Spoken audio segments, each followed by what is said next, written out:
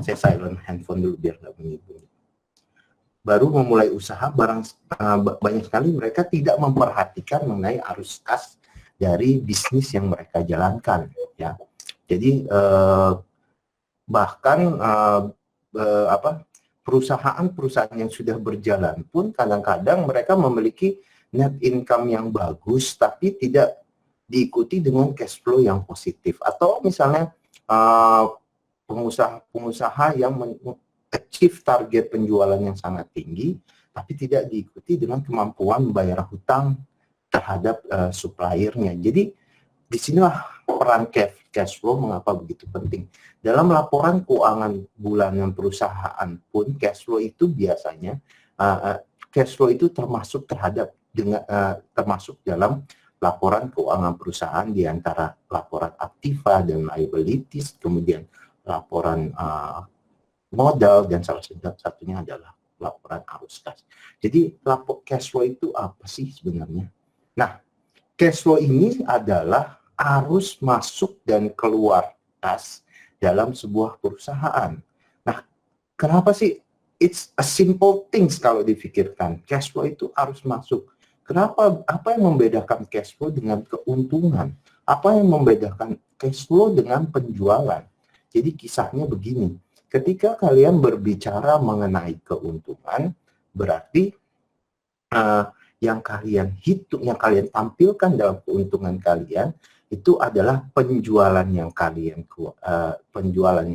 peroleh dikurangi oleh beban-beban yang kalian keluarkan. Sehingga kalau penjualannya lebih tinggi daripada beban atau expense, maka keuntungannya positif. Tapi kalau misalnya penjualannya lebih rendah daripada expense, maka keuntungannya negatif.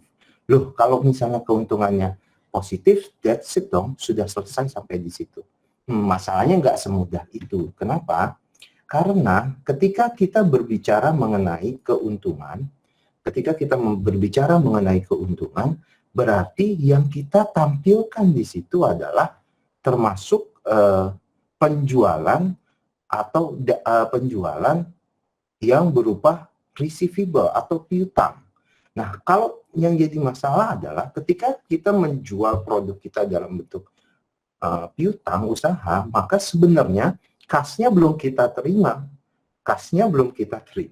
Tetapi penjualannya sudah dicatat. Nah, yang jadi masalah di sini adalah net income tidak menampilkan hal tersebut. Jadi bisa jadi net income-nya itu tinggi, tetapi kalian memiliki piutang macet atau piutang yang belum kalian tagih, sehingga cash yang kalian miliki on hand itu tidak ada.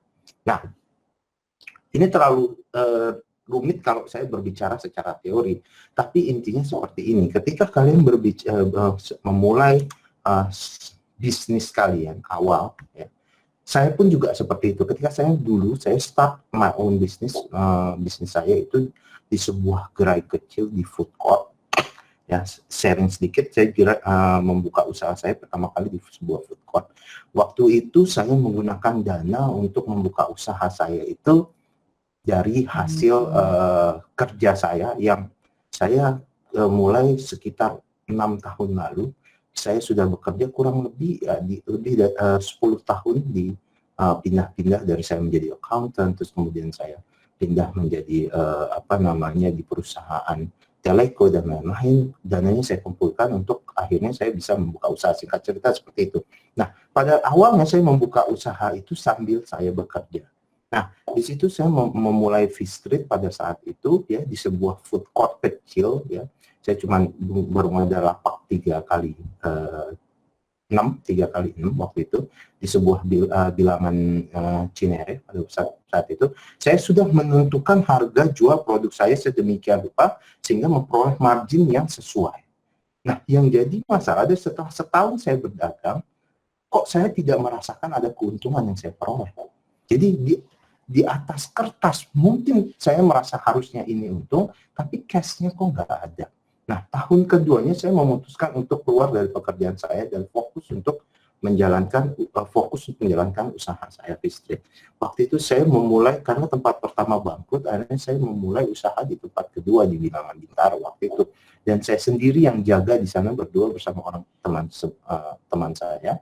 Dan di situ saya naikin harga saya. Saya naikin harga saya dengan harapan bahwa ketika saya meningkatkan margin dari produk saya, maka cash yang saya peroleh lebih banyak.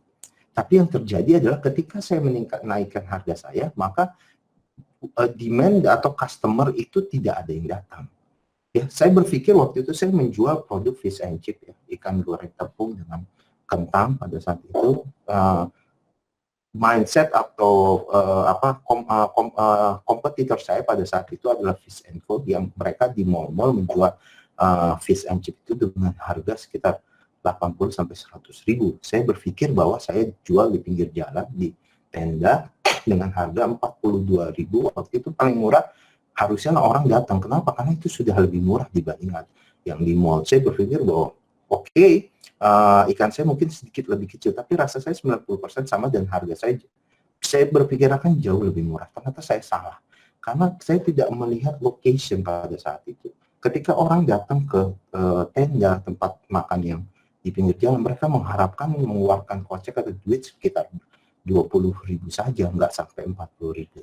Nah, di awal-awal saya menjual fish and chip itu 25 ribu. Nah, ini berhubungan dengan cash flow. Ternyata cash flow ini berpengaruh terhadap keputusan atau strategi yang dilakukan ketika kalian mau memulai usaha. Jadi intinya ketika kalian mau mulai usaha, yang paling nomor satu adalah kalian harus mengetahui kompetitor kalian. Jadi sebenarnya intinya cuma 3. Ketika kalian mau creating sebuah produk itu harus ketika orang mencoba produk kalian itu yang pertama harus dilihat menarik.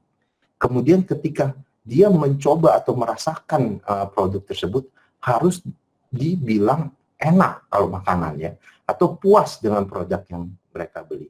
Dan yang ketiga, ketika mereka membayar produk tersebut, maka harus terkesan murah.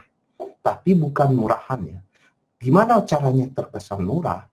Orang akan mengatakan bahwa produk murah ketika value yang mereka rasakan terhadap produk yang mereka konsumsi itu lebih tinggi dibanding harga yang dia bayarkan untuk mendapatkan produk tersebut. Jadi kalau misalnya produk murahan adalah ketika value yang mereka rasakan ternyata lebih rendah dari yang mereka bayarkan. Jadi bisa aja produk itu harganya murah sekali, tapi memang produknya murahan. Kenapa? Karena sebenarnya produk yang dia tawarkan sesungguhnya tidak sesuai dengan harga yang mereka yang ditawarkan oleh si penjual. Jadi intinya hanya 3 seperti itu. Nah, apa hubungannya dengan cash flow? Nah, ketika kita menjual produk seperti tadi dengan over value atau dengan harga yang lebih tinggi dari value-nya, maka tidak ada customer yang datang. Sehingga pendapatan atau cash inflow kalian ya akan menjadi lebih sedikit. Dan tetapi ketika kalian menjual produk dengan harga yang terlalu murah, ya, terlalu murah, maka tidak ada sisa yang cash yang bisa kalian simpan. Kenapa? Karena cash outflow-nya bisa jadi lebih kecil daripada cash inflow.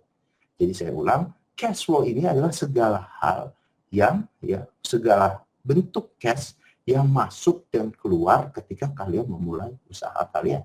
Jadi ini sangat penting. Kenapa seseorang bisa jualan banyak tapi cash-nya nggak ada? Ya, karena mungkin harganya terlalu rendah atau biayanya terlalu banyak, terlalu tinggi. Sehingga yang perlu dilakukan adalah banyak hal seperti efisiensi, kemudian mencegah waste, kemudian strategi bagaimana cara meningkatkan penjualan atau meningkatkan market dan lain-lain. Oke. Nah, apa itu negative cash flow? Ya, negative cash flow adalah ketika kas yang diterima oleh seorang dalam sebuah usaha itu lebih kecil dibanding kas yang dibayarkan. Jadi bisa jadi ketika kalian memperkirakan bahwa produk yang kalian jual dengan margin 50%, tapi kalian berpikir bahwa ini akan menguntungkan, tapi kalian tidak tahu ternyata fixed cost atau biaya tetap yang kalian keluarkan setiap kalian beroperasi itu sangat tinggi. Maksudnya seperti apa? Misalnya seperti biaya maintaining, biaya listrik, biaya sewa, biaya bayar gaji, biaya waste, dan lain-lain itu terlalu tinggi sehingga tidak dapat menutup cash yang masuk. Jadi ketika sebuah usaha cash inflow-nya lebih kecil daripada cash outflow, berarti ini harus menjadi suatu pertanyaan. Nah, cash inflow itu datangnya dari mana aja sih? Dari cash sales, dari receipt from trade debtor, dari penjualan fixed asset, ya, interest dari bank juga termasuk kalau kalian menyimpan investasi dana berlebih di bank, grants loan dari bank, share capital invest, dan lain-lain. Dan cash outflow itu untuk dari mana sih? Dari payment to supplier, ya, bayar salary, bayar fixed asset, dan lain-lain yang berhubungan dengan pembayaran operasional perusahaan. Jadi, ketika kita berbicara mengenai arus kas, yang perlu kita highlight di sini adalah cash inflow-nya harus lebih tinggi daripada cash outflow, ya. Jadi alurnya adalah ketika kalian ada penjualan dari yang kita penjualan penerimaan dari customer, maka ada stok yang disimpan, kemudian ada production dari barang, terus ada produk yang disold ke customer, dan pembayaran dari perputaran ini macet, maka yang terjadi bahwa ada kemungkinan bahwa kemampuan kalian untuk menjalankan operasi perusahaannya menjadi tidak mulus, ya. Kenapa? Karena ketika kalian mau bayar utang ke supplier, nggak ada duitnya. Nah, sampai di sini mungkin kalau kita lihat kayaknya, wih, bisnis tuh ribet banget ya. Yes, but sebenarnya zaman sekarang ini banyak sekali sebenarnya orang itu kenapa yang Indonesia termasuk negara yang tingkat UMKM-nya tuh sangat kecil, ya, di Indonesia. Nah, semakin banyak UMKM yang bergerak, ini akan semakin meningkatkan ekonomi masyarakat. Dan biasanya orang-orang tuh selalu berpikir, jangan coba bisnis dulu deh, entar aja, atau takut untuk masuk ke bisnis. Tapi sebenarnya resiko yang kalian dapatkan ketika kalian memulai bisnis dari usia yang sangat muda itu akan lebih kecil dibanding ketika kalian sudah tua, tanggung jawabnya sudah semakin banyak, kemudian kalian banyak kewajiban yang harus diberikan pada keluarga dan lain-lain. Karena starting bisnis dan falling in bisnis atau jatuh bangunnya bisnis itu biasa gitu. Seseorang nggak akan bisa sukses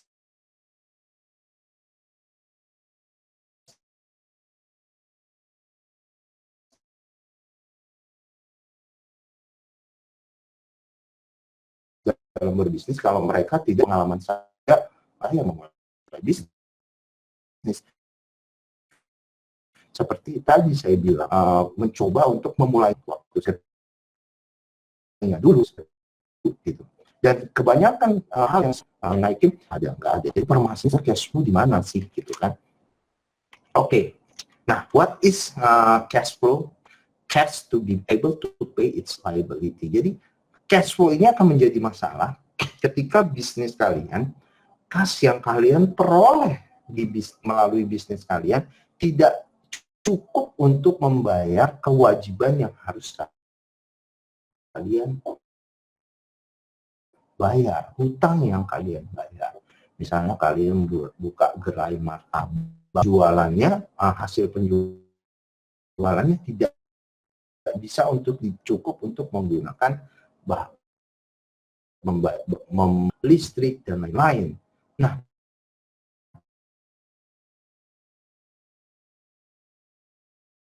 apakah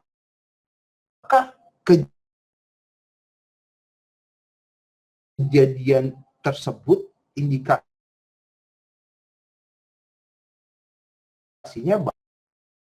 bahwa ketika kalian tidak bisa beli, belum tentu ya. Berpikir itu usahanya belum tentu, karena problemnya ini terkadang bukan datang dari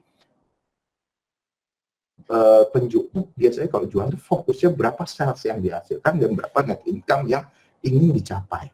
Tapi terkadang tuh problem yang terjadi itu bukan dari situ. Mungkin penjualannya cukup, tapi mungkin kegiatan operasi bisnis kalian kurang efisien. Ya, misalnya ketika kalian usaha kalian semakin maju, semakin tinggi, penjualan semakin besar, kalian melakukan investasi terhadap aktiva terlalu banyak, misalnya terlalu banyak, sehingga fixed cost-nya menjadi tinggi dan tiap uang yang dikeluarkan, liability yang dikeluarkan untuk membayar fixed cost setiap bulannya itu menjadi terlalu tinggi, ya. Atau misalnya lagi operation kalian tidak disupervisi dengan baik, sehingga waste, scrap yang terjadi di kegiatan operation kalian terlalu tinggi, ya. Misalnya kalian tidak tahu bahwa karyawan kalian tiap hari mereka menjualan produk kalian, misalnya makanan tuh banyak makanan yang terbuang karena mungkin sumber daya yang kalian hire kurang baik. Sehingga untuk membuat satu produk itu banyak gagal dan akhirnya dibuang. Atau misalnya lagi, ketika kalian tidak men-hire sumber daya yang tidak ketika kalian meng-hire sumber daya yang manusia yang tidak baik, tidak diikuti dengan training yang baik, pada akhirnya kalian merasa kalian membutuhkan orang lebih banyak. Misalnya contohnya kalau kalian datang ke kenapa sih kalau kalian masuk ke restoran seperti KFC atau McDonald's atau Hotbed kok orangnya dikit banget ya, bandingin sama kalian masuk ke restoran pinggir jalan seperti di warung-warung tendaan, seafood tendaan, kok gerainya cuma segitu, karyawannya bisa ada 50 kali ya, gitu loh. Karena ketika orang belum mengerti, mereka menganggap ketika ada masalah di sumber daya manusia, hal yang paling gampang mereka, solusi paling gampang yang bisa mereka berikan adalah menambah sumber daya manusia tersebut. Padahal dalam sebuah bisnis, sumber daya manusia yang lebih banyak belum tentu menghasilkan solusi lebih baik. Karena kenapa? Berarti kalian harus mengatur lebih banyak kepala, berarti kalian harus membayar lebih banyak karyawan, dan apabila problem yang kalian temukan awalnya belum terselesaikan, maka dengan menambah sumber daya manusia yang lebih banyak belum tentu problem tersebut selesai. Jadi lebih baik meng-hire karyawan lebih sedikit tapi mereka lebih profesional, bayarannya mungkin sedikit lebih mahal, tetapi pekerjaan kalian bisa diselesaikan lebih cepat, kemudian efisiensinya tinggi dan waste itu bisa seminimal mungkin. Dan kemudian misalnya inventory yang kalian tumpuk itu terlalu banyak. Biasanya orang kalau memulai usaha ya, kalau misalnya usahanya semakin bagus, semakin baik, maka yang dilakukan adalah stocking. Jadi dia buat produknya lebih banyak supaya jualannya terus jalan, sehingga ketika tidak dihitung dengan benar, inventory atau persediaan yang disimpan itu terlalu banyak, sehingga biaya penyimpanannya menjadi sangat tinggi. Gudangnya, biaya penyimpanan kan termasuk gudang, terus termasuk kalau ada barang yang obsolete atau barang yang sudah rusak, dan kemudian biaya listrik, biaya maintenance di gudang, kemudian biaya supervisi, sumber daya manusia lagi di sana, dan lain-lain. Jadi masih banyak hal, faktor-faktor yang menyebabkan cash flow ini menjadi negatif, tanpa melulu harus bahwa kalian penjualannya kurang banyak. Ya, jadi bisa jadi kalian tidak perlu jualan banyak-banyak, tapi sebenarnya sudah untung dibandingkan jualan banyak, tapi ternyata cash flow-nya tidak terkendali, tidak ada uangnya, dan malah jadi buntung, gitu ya. Oke. Nah,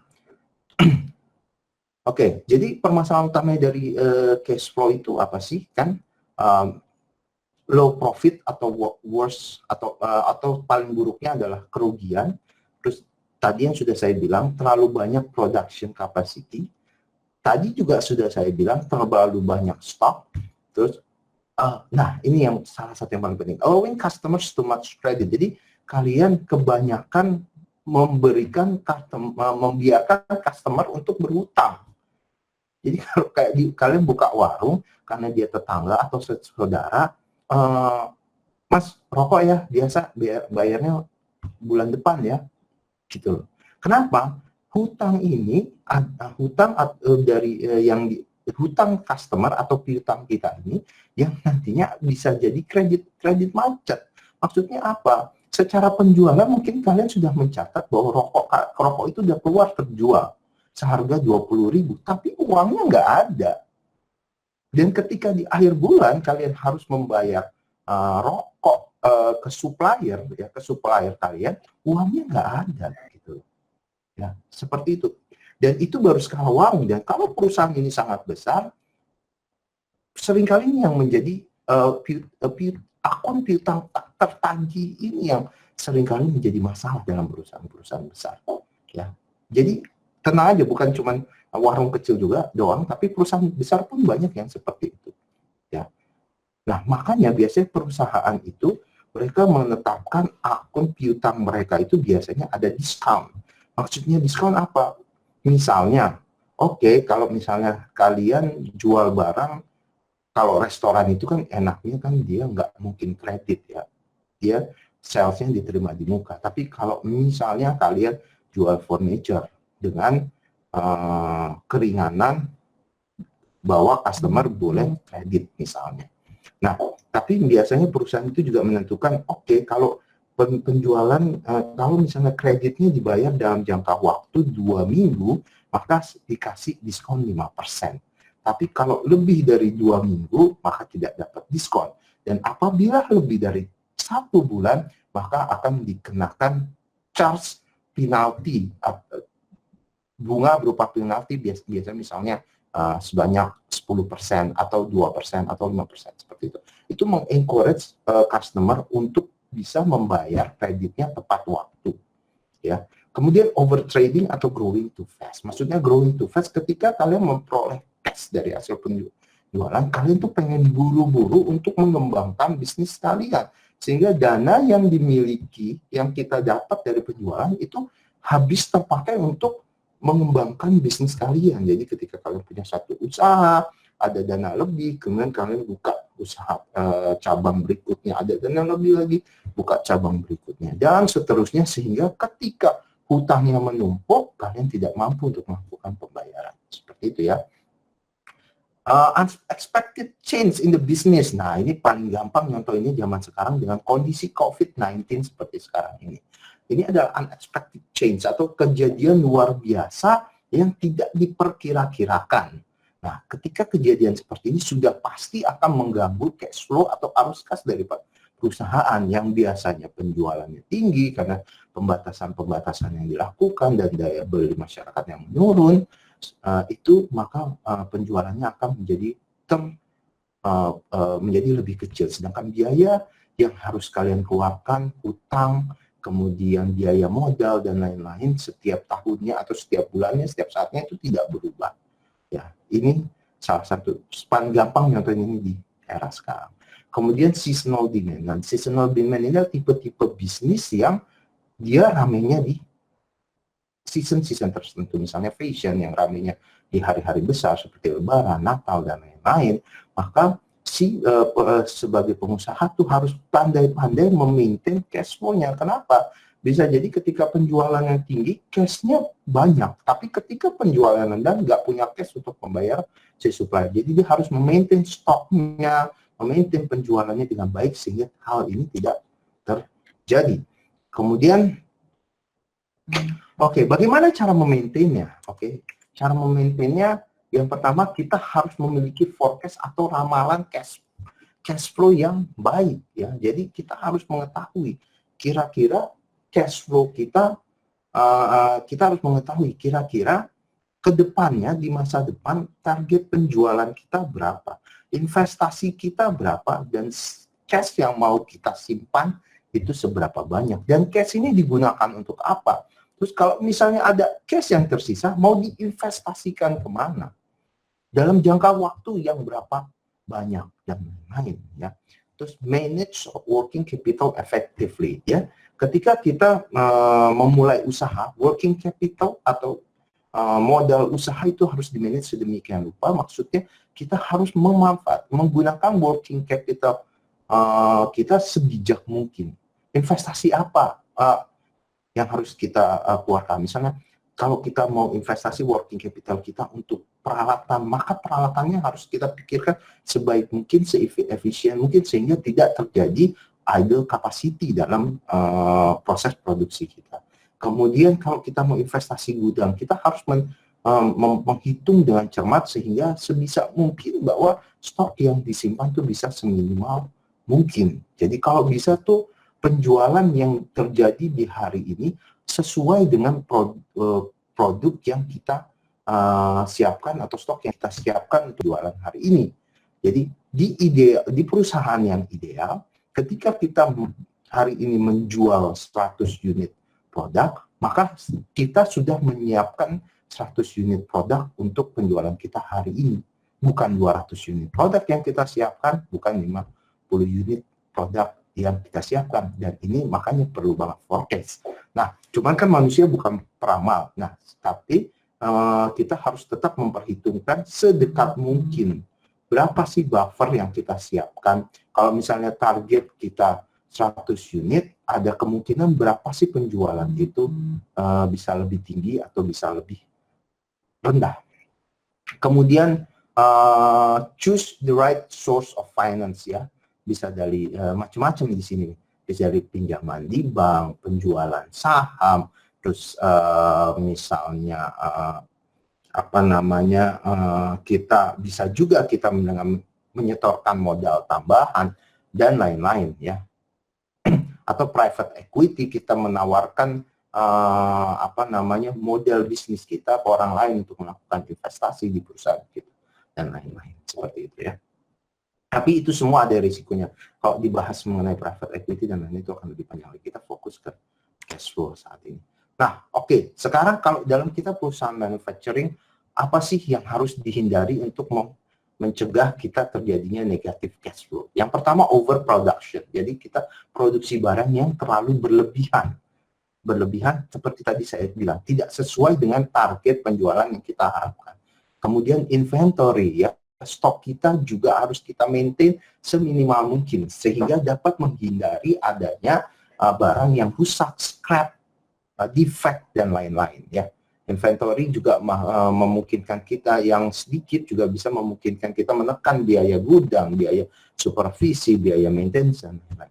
Kemudian waiting, ya, employee waiting for another process. Maksudnya apa? Ketika kita memulai suatu proses, prosesnya itu harus simultan. Maksudnya ketika kalian membuka perusahaan furniture, maka orang yang bagian untuk merakit furniture dengan mengecat itu nggak boleh menunggu, ya, nggak boleh ada bottleneck, ya. Maksudnya apa? Jadi ketika orang yang merakit furniture kemudian dikasih ke orang yang bagian pengecatan, si orang yang merakit sudah ada produk permintaan baru untuk dirakit, dan ketika yang orang yang mengecat selesai, orang yang merakit juga sudah selesai dan siap dikirimkan atau didistribusikan ke orang yang mengecat, dan itu berjalan terus. Jangan sampai ada yang berhenti atau menunggu, ya, menunggu dari departemen yang A ke departemen B. Kenapa? Semakin menunggu maka ada time di situ, waktu yang akhirnya bisa menjadi cost atau biaya. Kemudian kita juga harus menghindari scrap, rework, data error, dan lain-lain. Kerusakan, kecacatan dalam produksi, dan lain-lain, karena itu akan meningkatkan cost kalian, ya. Cost kalian yang intinya adalah cash outflow kalian, ya. Terus motion, extra physical atau mental motion that does not add value. Jadi jangan sampai ada proses tambahan yang sebenarnya tidak menambahkan value terhadap produk tersebut. Misalnya aja, kalau misalnya kalian punya gudang, usahakan gudang itu berdekatan, sehingga tidak perlu ada biaya tambahan kalau misalnya gudang antara rumah produksi sama gudang usahakan berdekatan. Kenapa? Kalau misalnya berjauhan, akhirnya ada biaya yang ditambahkan, yaitu biaya pengiriman dari produksi ke gudang. Padahal biaya itu sebenarnya bisa di-cut atau bisa tidak ada biaya tersebut apabila antara produksi dan gudang itu saling berdekatan. Over-processing, adding extra value when the customer does not require. Ya, ini maksudnya adalah ketika kalian membuat produk kalian overspec. Maksudnya overspec adalah lebih bagus dibanding keinginan customer. Ya, jadi kalian tidak perlu bikin makanan yang enak-enak banget kalau memang target market kalian tidak mengharapkan mengeluarkan duit 15.000 untuk makanan yang sangat enak.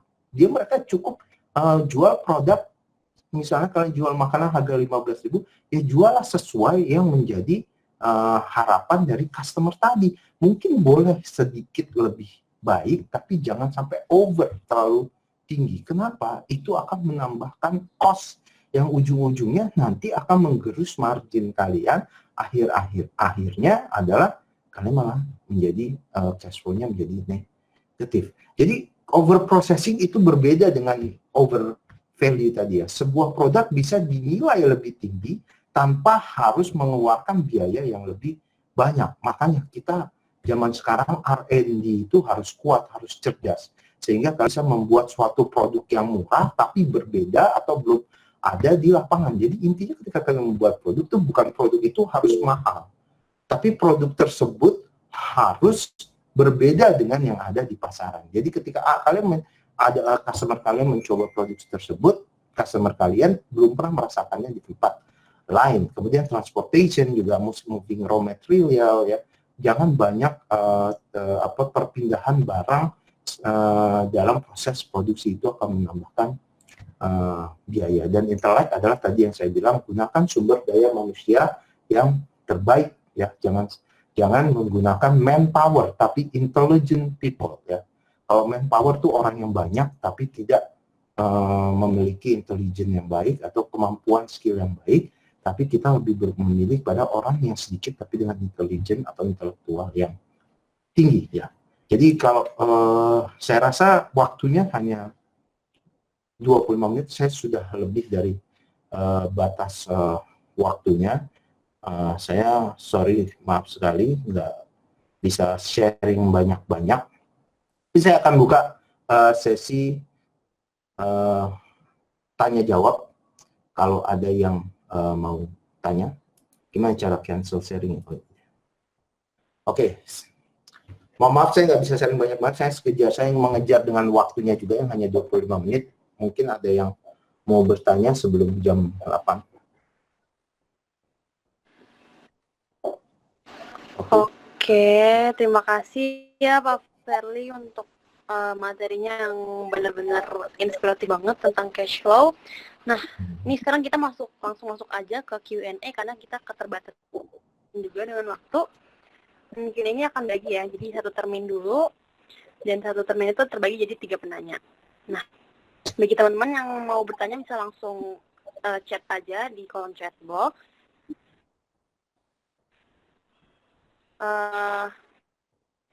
Oke, ini sudah ada yang bertanya Pak, dari Maria Carey di SMK Temaloka. Dia nanya, setelah dana yang dimiliki telah ditabung dan investasikan, maka untuk menyeimbangkan cash flow perusahaan kita, apakah kita harus memprioritaskan dulu pembayaran pajak dan investasi awal bulan, atau prioritaskan dulu pembayaran utang atau kebutuhan perusahaan? Oke, begitu Pak. Jadi saya langsung jawab aja ya. Oke, jadi ketika kita memulai sebuah perusahaan, yang paling pertama harus diutamakan dulu itu adalah pembayaran hutang ya, hutang operation ya, hutang operation. Nah, kemudian pajak. Jadi kita jangan sampai net income kita tinggi sehingga pajak yang kita bayarkan harusnya tinggi, tapi cash-nya nggak ada. Balik lagi karena cash flow-nya tadi tidak dialokasikan dengan baik. Nah, makanya ketika kita berbicara mengenai perusahaan, pertama kita lakukan adalah pembayaran hutang terlebih dahulu. Ya, karena pembayaran pajak itu termin, ya, ada terminnya kan. Kalian membayar pajak itu PPN setiap pajak daerah setiap bulan dan lain-lain, tapi PPN masukan dan PPN keluaran itu dikalkulasikan nanti bisa dikalkulasikan di akhir periode. Jadi yang pertama kita pastikan dulu kita membayar hutang dan kemudian pajak. Nah kalau ada lebihnya barulah kita hutang tadi termasuk ke karyawan juga ya, maksudnya hutang gaji itu termasuk kegiatan operasional. Dan kalau ada lebihnya baru pembayaran dividen ke pemegang saham. Jadi pembayaran dividen ke pemegang saham itu adalah yang terakhir.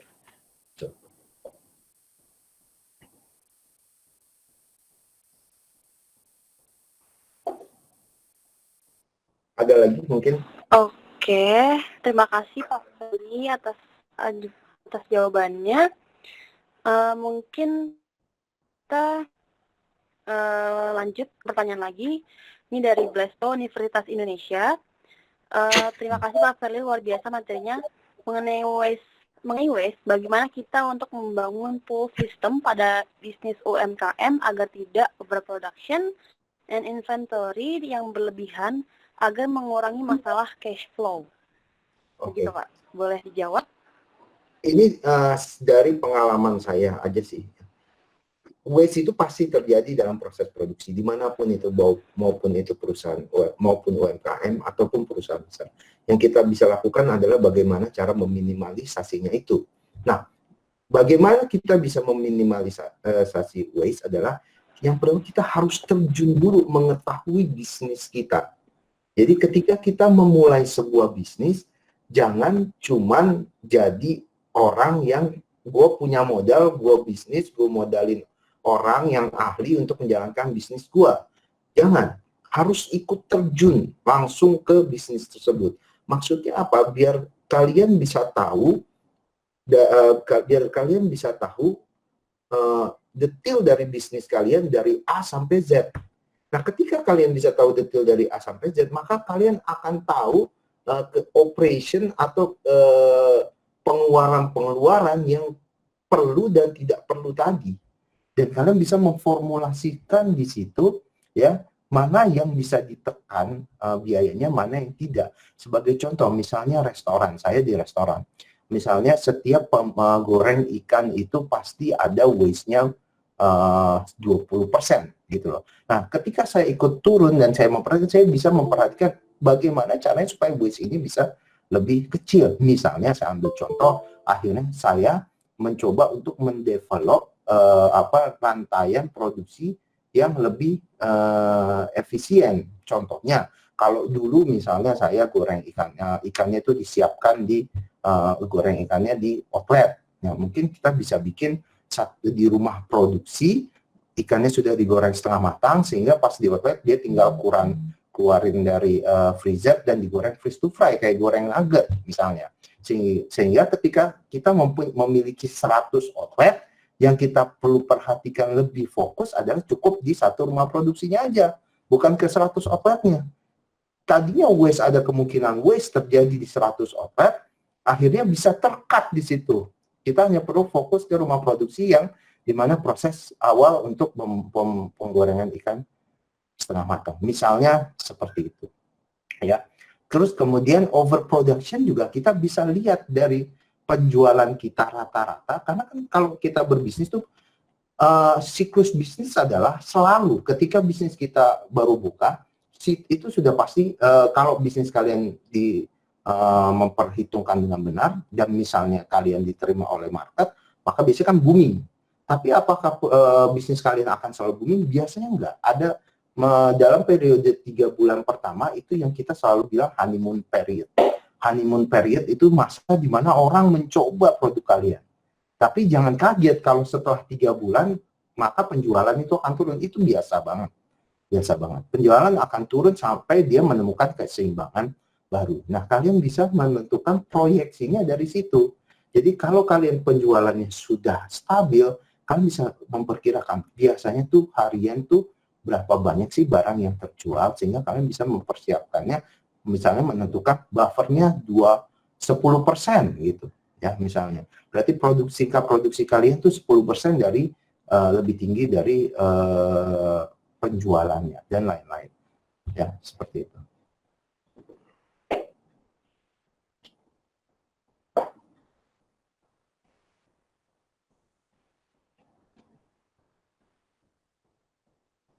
Oke, ada lagi?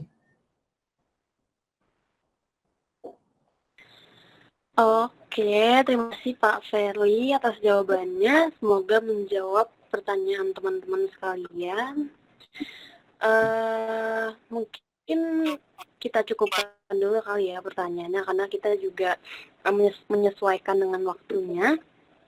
Jadi kita untuk hari ini kita cukupkan sampai sini dulu. Semoga ilmu-ilmu yang sudah diberikan oleh Pak Ferly kepada teman-teman mengenai cash flow itu bisa diimplementasikan ya dalam mengatur arus kas yang baik gitu ketika teman-teman membangun bisnis.